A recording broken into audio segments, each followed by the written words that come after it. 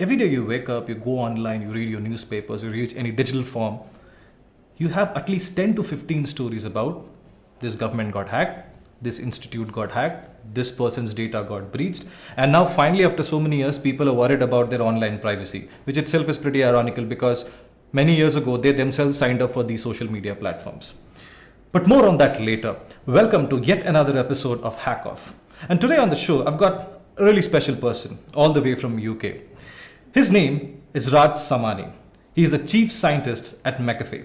Chief, welcome to the show. Hi. Great. Now, Raj, you've been writing on security, you've been researching on security for so long.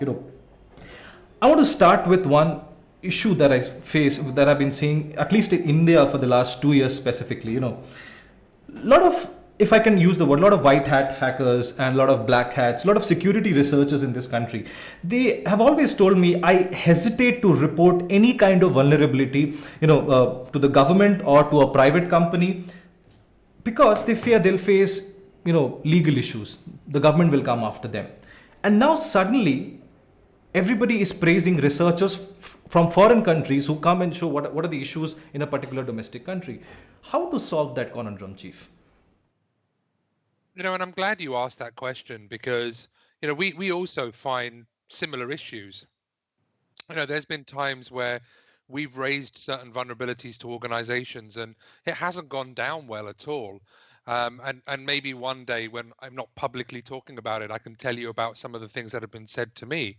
But I think, and this very much comes down to a cultural issue because, raising vulnerabilities is seen as oh my gosh, you're going to air all my dirty laundry in public. And I think, the reality is that, there is a way to do this. And I think if done responsibly, if done with the right approach in mind, whereby, you go to an organization, you give them the opportunity to correct the issue, that organization, they might offer a bug bounty program, but also what they're willing to do is they're willing to acknowledge the researcher.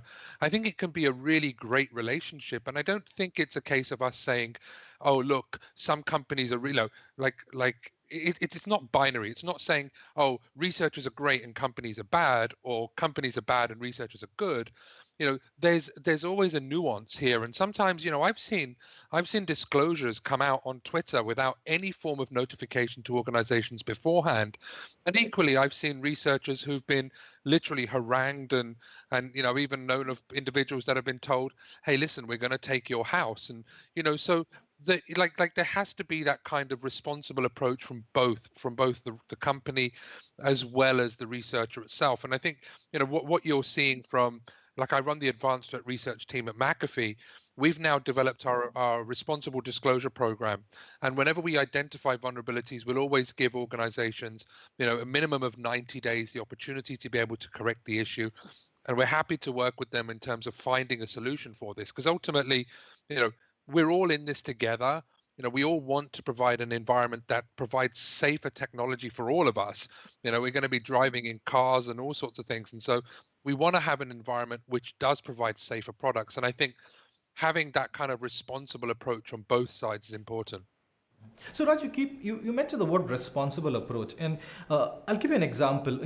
In India, especially in the last 2 months, there has been this case of a person who claims to be a French security researcher. He says, I'm from France, he's damn fluent in French, and he's trying to show us the vulnerabilities that are there on government sites or even private parties in India. Now, when you use the word responsible disclosure, how do you define responsible disclosure across the world? I mean, even as an organization, say today McAfee finds something about, say, another private organization, say a healthcare firm.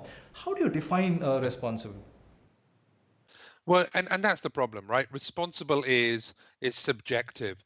Some organizations believe 30 days, other organizations believe 90 days. Some researchers believe, hey, look, you know what?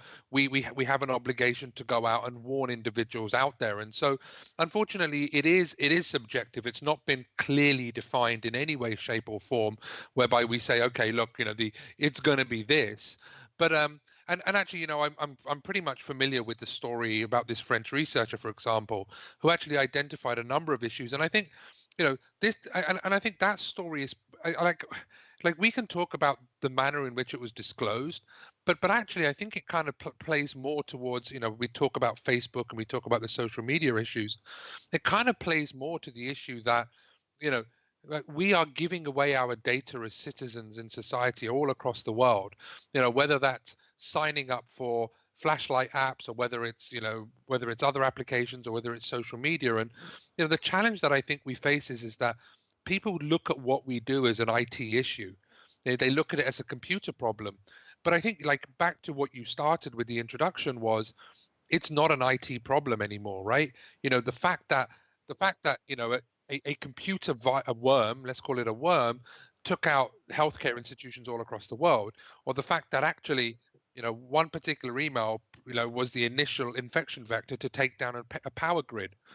So it is important that we begin to kind of discuss and have a dialogue with citizens across the world to get them to recognize, like, before you go and install this app, have a look at the permissions it's asking for. Like there's no, we've got to do our own due diligence as citizens ourselves. We can't just go and say, well, it's not my responsibility, it's somebody else's. And so I think it's twofold, right? If we want a safer society, then we've got to put in the work ourselves as well. That's a fair point, because that's what I find in this is a classic case of irony for me. I mean, suddenly, I mean, it's good 2018, and I find it really, there are two parts to it. I'm really happy that today political parties, governments across the world, they're discussing and they're putting blame on each other, but they're fighting for the cause of data privacy. Like, your data privacy is not good, my data privacy is good.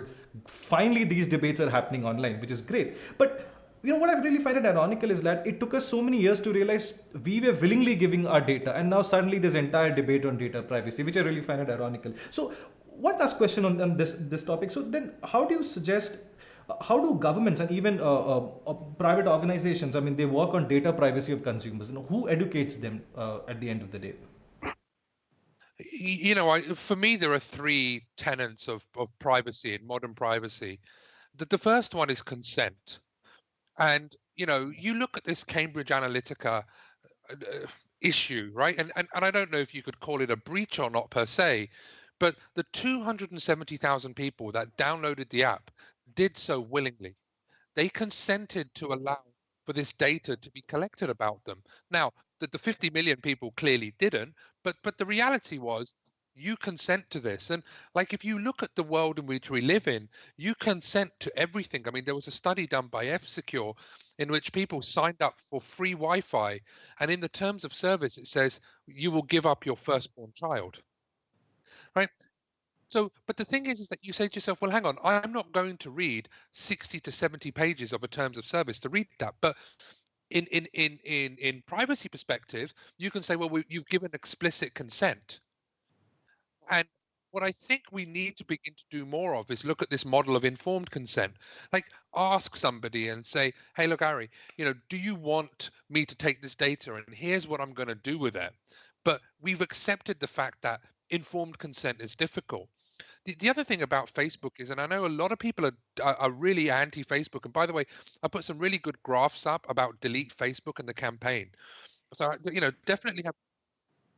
Oh, great. Yes, have a look at that. But the other thing we've got to recognize is that Facebook provides an incredibly valuable service, right? It allows you the opportunity to connect to people, all of your friends, all of your connections. And so you're paying for that service by providing data to the platform.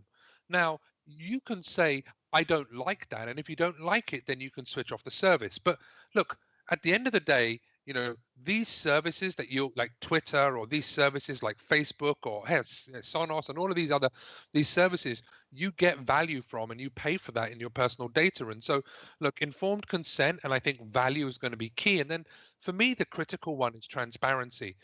And that comes down to the fact that do I actually know what you're doing with the data? And so for me, if you look at those three tenets of privacy, if we can do that, then you know what, quite frankly, if you want to give away your data to Cambridge Analytica and sign up for these apps, well, by all means do that, but be aware of what you're doing before you do that. And the problem is that, I sense today in the world that everything is masked. We have no transparency about what happens to our information. We have no, and it's a broader issue about, the fact that it's being used to socially engineer like major political decisions. And you can talk about Brexit, for example. I mean, the UK, for example, and there's been a lot of debate around whether the data that was used to manipulate that particular output, and the impact of that is huge, right? It's literally shaping our society and our economic prosperity for the country. So this is not an IT problem, by the way. This is like democracy. This is the future of society. This is way bigger than anybody can kind of put in 140 or 280 tweets and so forth. Correct. I mean, this reminds me. I mean, this conversation literally reminds me of what the the series Mr. Robot was all about. So, I mean, it's also is about to come to the next question. It's like, I mean, how to cyber secure elections? I mean, say tomorrow, what kind of role will an organization like McAfee play to, if you had to secure elections? What are the basic tenets for cybersecurity in terms of how elections are taking place in the world today?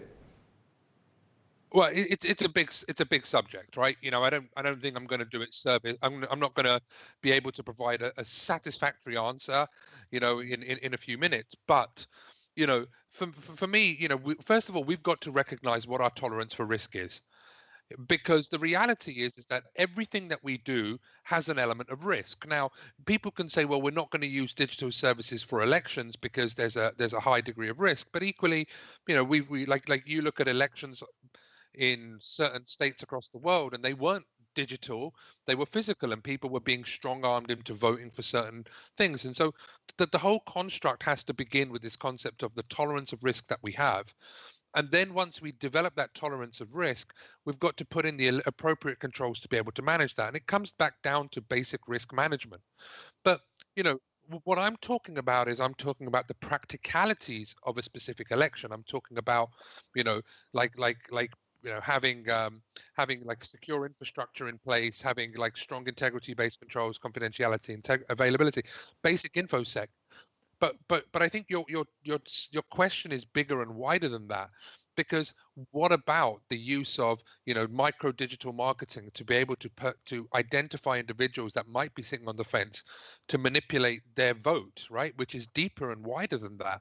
What about the use of this data to potentially sway voters and so forth? And so, I think the subject is way bigger than just, say, for example, how do we protect, like whitelisting and all of these products kind of approaches. But this is a broader question about how we gather our information, how the information that we have is manipulated, how it's filtered, where we get our information, this whole construct of fake news and so forth. So look, I've probably done a really bad job of trying to explain it, but These I are the main think points. These are the basic critical pointers. I mean, sometimes what in the general discussion outside, these basic tenets are lost. I mean, these are the basic things people need to understand before they go about how to even, because when I say terms, like yesterday I met a state minister. When I said, Chief, how do you think you can cyber secure an election? So he went on certain he's technically very sound. So he went on certain very technical terms. This data can be encrypted, that thing can be done, this. But then it is about that, but it's also about these basic tenets that you're mentioning. Moving further on to something that you're very closely associated with, no more ransomware. Now you've looked at various ransomware families over the years. Could you give me an update on what's happened in ransomware, at least in the last 2 quarters from your end? Well, so the good news is that we've got the bad guys' attention. There was a version of ransomware called GantCrab, and in their command and control structure, they used no more ransom.bit. So we've definitely got their attention. I think ransomware itself, I mean, we've been very successful. We've managed to provide free decryption keys for, literally thousands of computers across the world. We prevented over 10 million euros going into the hands of criminals. So it's been a massive, massive, massive success.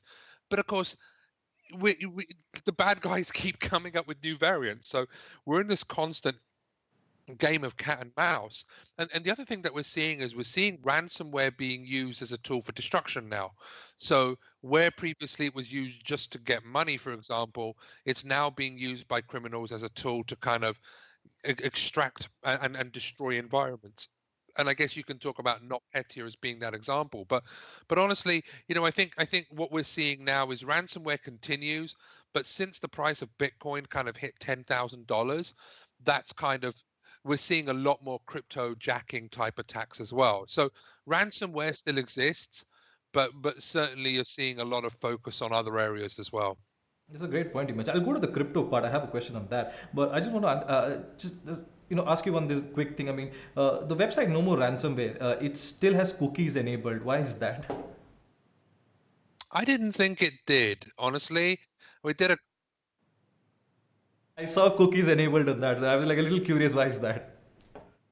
Oh, okay. Yeah, no, so we did well, we checked the cookie checker and apparently it came back with 0. But look, hey, look, if it is, we'll get that corrected. I just want to be clear, we don't collect any information, we don't store any information, we don't ask you for your email address, you don't ask you whether you're a customer. It is provided free of charge. We don't make any money from it either. Actually, it actually costs us money. So, look, if that's the case, then yeah, that will be corrected. But I wasn't aware of that. In fact, I'm 99% sure. So maybe we need to just have a look at what we're both using to check. Sure. So, before going forward, have you ever got requests? I mean, I know as an organization you share, you work, you collaborate with a lot of other organizations, even the government. You help understand on data sets. Okay, this is the pattern of attack which has happened. Have you also got requests? Because especially in terms of No More Ransomware, have you got requests from neutral agencies, institutes, or government across the world about, can you share that data with us? I want to understand that data. I want to work on that data. Do you do that also, so that certain institutes, so that people who are growing up to be, say, ethical hackers, people understand data, work on it, and build something new? Have you thought of that model, or is that something you also work on? Well, so the data that people care about, which is the private keys, in other words, the ability to decrypt, we give away free of charge.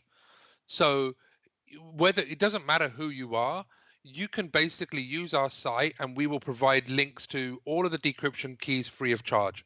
So we actually give away everything anyway. The challenge, of course, that you're asking maybe is about the data about who's trying to bring the site down. That's got slightly more difficulty with regards to you know is it lawful to be able to share this information? And that's certainly something that we're looking at, but at the moment it's not something we can do, because I think there's probably a lot of discussions that need to have around things like data privacy issues, right? Where do we provide IP information when some jurisdictions see IP addresses as personally identifiable and so forth. So I'd love to be able to do that, but I think the most important thing is the information that people really need, we do give away free of charge. Lovely, lovely. One another thing interesting, you mentioned about cryptocurrencies. Now, I've read some of the reports across. I was just going through some reports before the show, and now, 2 months ago, there were a lot of reports across the world. It happened with few sites in India, where even some of the sites that belong to central ministers over here, their sites were being used without obviously them getting to know, for cryptocurrency mining. Now, also there are reports now that I was going through about Android and iOS apps being used to mine cryptocurrency, and the rise of something, if my notes stand me correct, the Litecoin, which is like the next big thing after Bitcoin, which are being used for people who are using these apps to mine cryptocurrency. How true is that, Chief? Well, so yes, I mean the growth of cryptocurrency mining has been, I think, probably in the news now for a couple of months. And of course, we're seeing that because it's financially viable for them to do that. And of course, currently the break-even point for let's say Bitcoin mining is $8,063. But of course, if you're not using your hardware, then actually you don't have to worry about the economics of it. So absolutely, there's been, not just in India, actually all across the world, a number of sites have been victim to this particular issue, and people going to the site have fallen foul for it. Look, as for Litecoin being the next big thing, honestly, everybody's every currency every currency is being touted as the next big thing, and I so I think that's I don't know. Put it this way: if I knew what the next big thing to Bitcoin was, I would be investing there right now. So which crypto coin does Raj have? Correct. So I've got a couple of million coins and a few, but what I don't want to do is I don't want to be that guy that says I'm buying here, and then everybody invests in that, and then they end up losing their money, and everyone says, "Oh, you lost me all my money." So look, it's better if I trust me. I am like the opposite of Warren Buffett. If I tell you something's going to go up, the chances are it probably won't. So it's safer if I just don't tell you. Moving on, the another report I was going through, and in case specifically, I've seen with the attacks that happened against hospitals in the last 3 years, against healthcare institutions. Is this true that the targeted attacks against healthcare has decreased in the last 2 quarters? There were some reports out there. How true is that, and what do you think why do you think that has happened? Um, Well, I think it's difficult to say, are they decreasing? Because actually, statistics suggest that actually 54% of all ransomware attacks against enterprises is against healthcare. So statistically and proportionately, it is higher than any other sector. And interestingly enough, you know, we're seeing examples like yesterday. I think I just saw a story where, a healthcare institute actually got hit, paid the ransom, but they used their insurance provider to pay the ransom.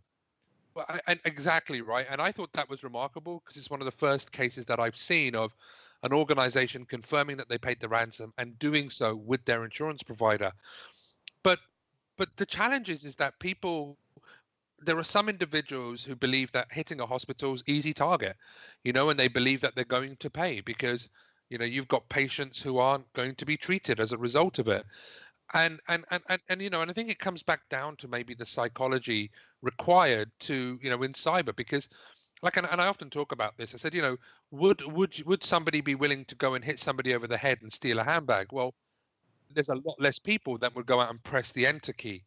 And so there's that kind of psychological bar or barrier that kind of, you know, that kind of inhibits their ability to be able to conduct physical crime. Whereas with digital crime, you don't see the victim.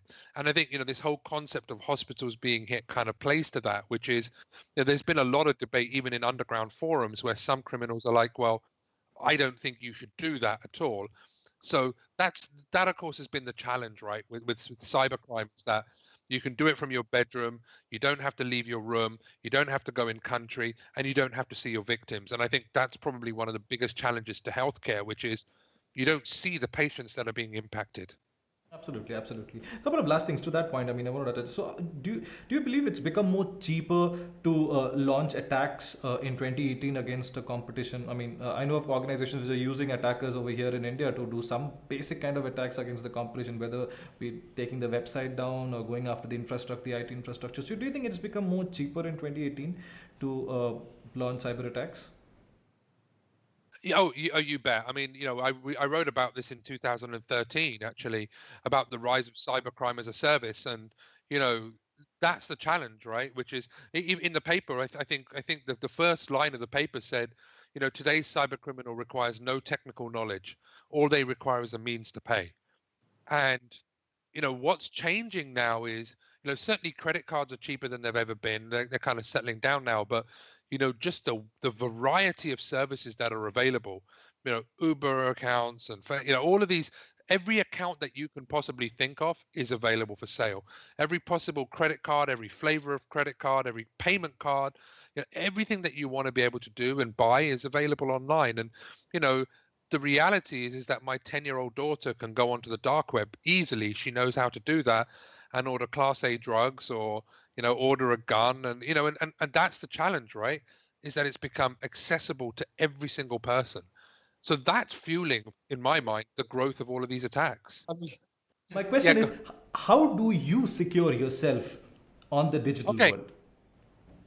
Okay. All right. So I'm not going to give you a technology answer, right? You can guess obviously the type of technology that I use to secure my environment.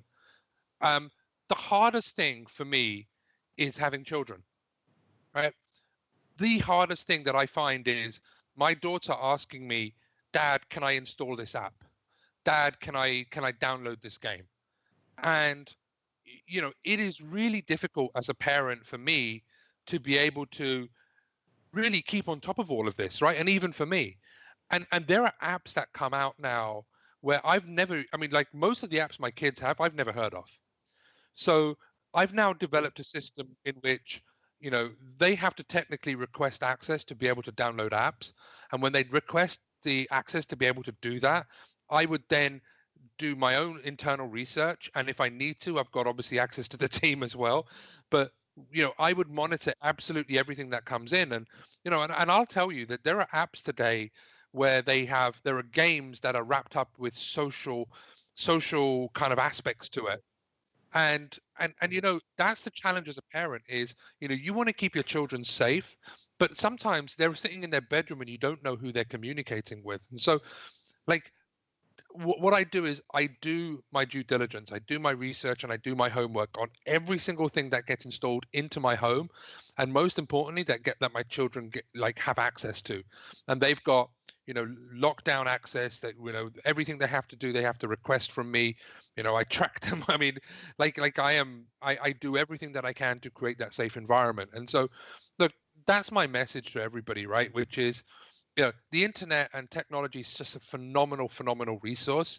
But look, there are huge risks out there, and really it's up to you to be able to create that safer environment for you and your family. And so I do the hard work. Unfortunately, there's no easy answer. Absolutely, that's a very fair point. I do the same for my own family, and I've heard for so many people. I do the same for my own mom. I mean, she asked me, should I download this? Should I not download this? And when I look at the number of permissions that an app is asking, things like a simple text messaging app needs access to goddamn everything on your phone. I fail to Yeah. understand why that happens. But thank you so much, Raj, for talking to us. And from things like data privacy to securing apps for your own family. It's been a pleasure talking to you today. Hey, thanks for the opportunity, and I'll speak to you soon. Raj Samani talking to us about cybersecurity and what's trending in the common world. But of all this, it reminds me of a line from a Mick Jagger song, and that defines the world of cybersecurity for me. You always don't get what you want. This is Aritra signing out from the Big Scope.